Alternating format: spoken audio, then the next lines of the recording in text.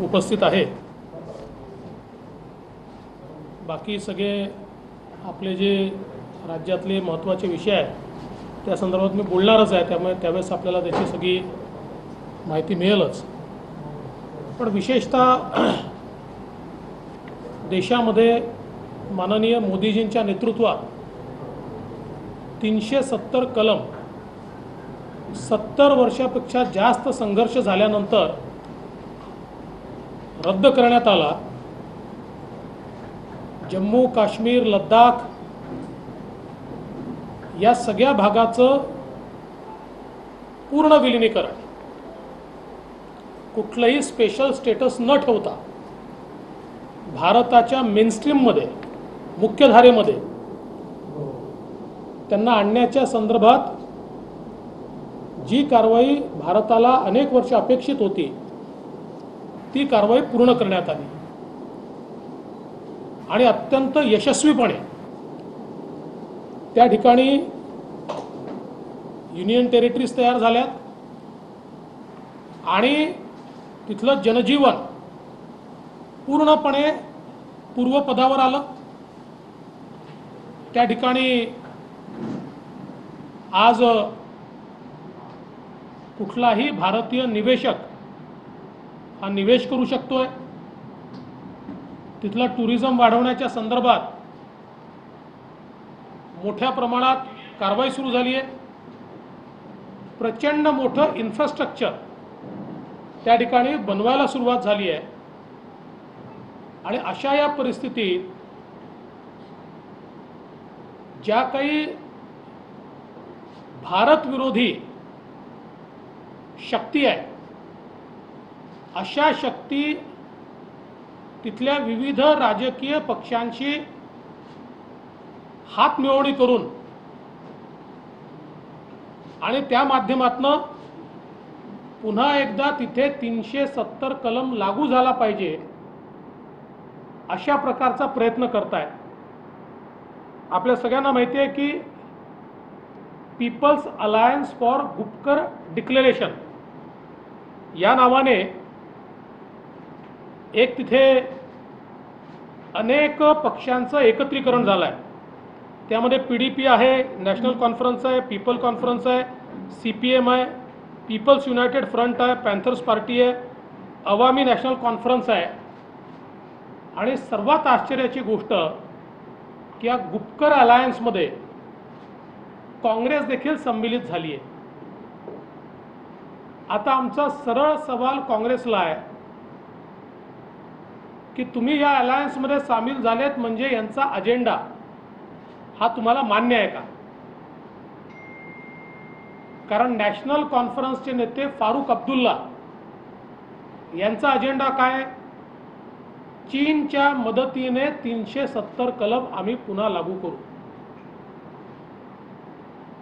चीनच्या मदतीने मला तर आश्चर्य वाटतं की या देशामध्ये राहणारा देशाचा नागरिक असलेला आणि एक अतिशय सिनियर नेते म्हणून ज्यांच्याकडे बघितलं जातं असे व्यक्ती चीनच्या मदतीने 370 कलम लागू करायला पाहिजे असं या देशात बोलू शकतात, यापेक्षा प्रचंड आश्चर्य आणि संतापजनक दुसरं काहीच असू शकत नाही। आणि एकीकडे ते या अलायन्सचे पार्ट आहेत आणि दुसरीकडे महबूबा मुफ्ती की ज्या म्हणतात काश्मीरचा झेंडा बहाल झाला नाही तर आम्ही राष्ट्रीय झेंडा त्या ठिकाणी लावू देणार नाही, राष्ट्रीय झेंड्याची मोडतोड करू,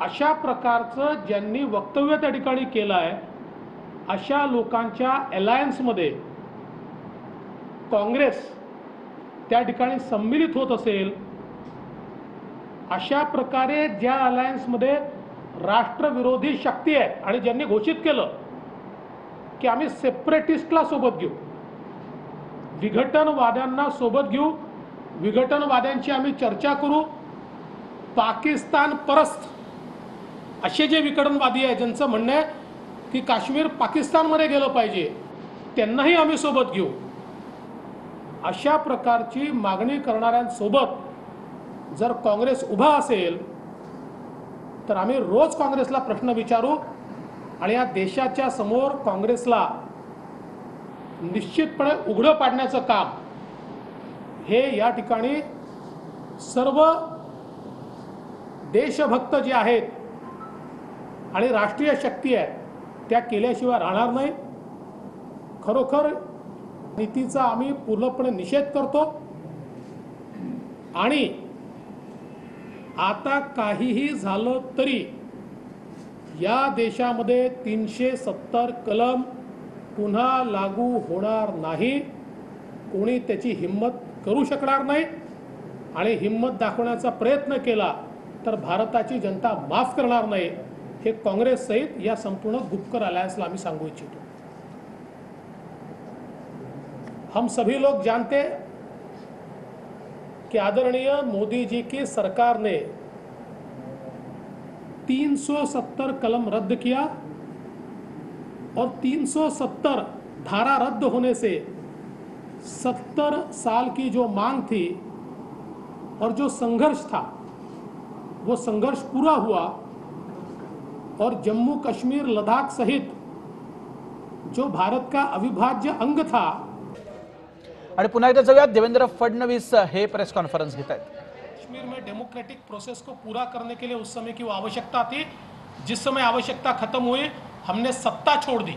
हमने पीडीपी को नहीं छोड़ा, हमने सत्ता को छोड़ दिया। और सबसे बड़ी बात, जब तक हमारे साथ पीडीपी थी उनकी हिम्मत नहीं थी कि वो भारत के तिरंगे का अपमान कर दे। अब जब वो भारत के तिरंगे का अपमान कर रहे हैं, ऐसे समय कांग्रेस उनके साथ जा रही है। कपिल सिब्बल जी इसका जवाब दें। मुद्दा आहे की ठामपणे कायदा पुन्हा लागू होऊ शकत नाही, तर ठाम विश्वास असताना जर काँग्रेस अशा काही अटक करत असेल तर त्याचा धोका का निर्माण होतो? याचं कारण आहे की तुम्ही जर म्हणाल आम्ही चीनला आणू, आम्ही पाकिस्तानशी चर्चा करू किंवा पाकिस्तानवादी शक्तींशी चर्चा करू, यातनं जी डेमोक्रेटिक प्रोसेस त्या ठिकाणी सुरू झाली आहे ती डेमोक्रेटिक प्रोसेस देखील धोक्यामध्ये येते।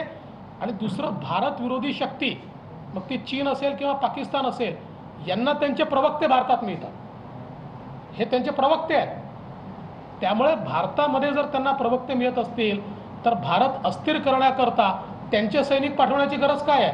हेच काफी आहे। तर राज्यातलं वीज बिलाचं अत्यंत ज्वलंत प्रश्न आहे। कुठेतरी एसटी महामंडळाला मदत होते, जे शिवसेनेचे मंत्री त्यांनी काँग्रेसच्या मंत्र्यांना इथे मदत होत नाही असा दुजाभाव केला जातोय, काय म्हणणार? मी आता हा शेवटचं उत्तर देतो याचं कारण बाकी तिकडे बोलायचं आहे आम्हाला। नाही, खरं म्हणजे एक प्रकारे या सरकारने जनतेचा विश्वासघात केला आहे। कारण मला तो दिवस आठवतो की कॅबिनेट झाली आणि कॅबिनेट नंतर यांच्या नेत्यांनी येऊन घोषित केलं की आम्ही वीज बिलात सूट देतो आहे, आम्ही कॅबिनेटमध्ये निर्णय केला आहे आणि स्वतःची पाठ थोपटून घेतली। खूप आपल्या नावाने त्या ठिकाणी होर्डिंग्स लावून घेतले आणि आता ते सांगतात की आमच्याकडे पैसे नाहीत, आम्ही ते देऊ शकत नाही। खरं म्हणजे हा जनतेचा पूर्णपणे विश्वासघात आहे। एक तर प्रचंड प्रमाणात बिलं आलेली आहेत, आम्ही त्या बिलांची यादी आपल्यासमोर ठेवली की गरीबातल्या गरीब माणसाला देखील, म्हणजे त्यांनी सगळ्या गोष्टी 24 तास वापरल्या तरी त्याला 5 वर्ष जेवढं बिल येऊ शकत नाही तेवढं बिल त्याला 3 महिन्याचं आलेलं आहे। आपल्या लक्षात असेल की मागच्या काळात किरीट सोमय्यांनी, त्यानंतर आशिष शेलारांनी हे सगळे बिलं जमा केले आणि पूर्ण राज्यभरातले बिलं आम्ही जमा केले आणि सांगितलं की हा खोटेपणा आहे, काहीतरी या ठिकाणी बदमाशी झालेली आहे। कोणाचेही बिलं सुधारले नाहीत, थेट तेच बिलं पुन्हा पाठवले, कुठलीही सवलत दिली नाही।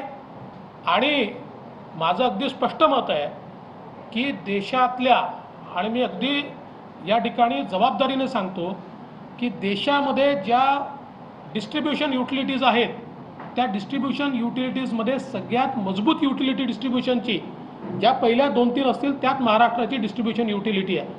त्यामुळे 1,500-2 हजार कोटी रुपयाचा फटका समजा पडला तरी फार काही त्याच्यावर परिणाम होईल असं नाही आहे।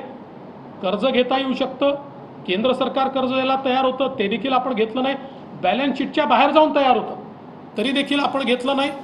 आणि आता या ठिकाणी ही जी घोषणा झाली आहे खरं म्हणजे तुम्ही सांगता ते बरोबर आहे, एस टी महामंडळाला पैसा मिळाला चांगली गोष्ट आहे, आनंद आहे. तसा पैसा राज्य सरकार हे वीज मंडळाला देखील देऊ शकतं. यांची देण्याची नियत नाही आहे. हे विश्वासघातकी आहेत, लोकांना खोटं सांगतात, खोटं बोलतात. गेल्या कोरोनाच्या काळापासनं एकही सवलत, म्हणजे तुम्ही कुठलंही राज्य सरकार बघा, प्रत्येक राज्य सरकारने कोरोना काळात सवलत दिली आहे. हे एकमेव राज्य सरकार आहे की ज्यांनी कुठली सवलत दिलेली नाही.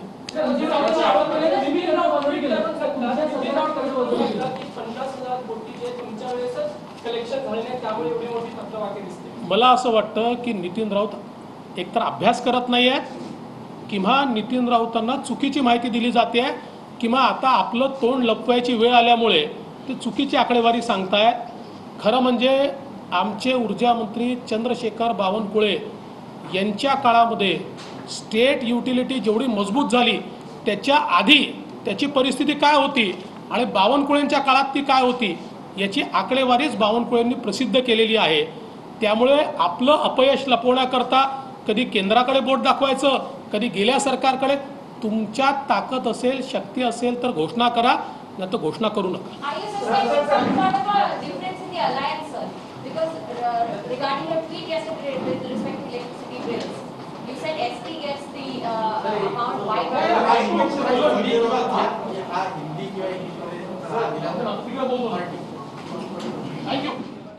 तर देवेंद्र फडणवीस यांची ही पत्रकार परिषद आपण ऐकत होतो.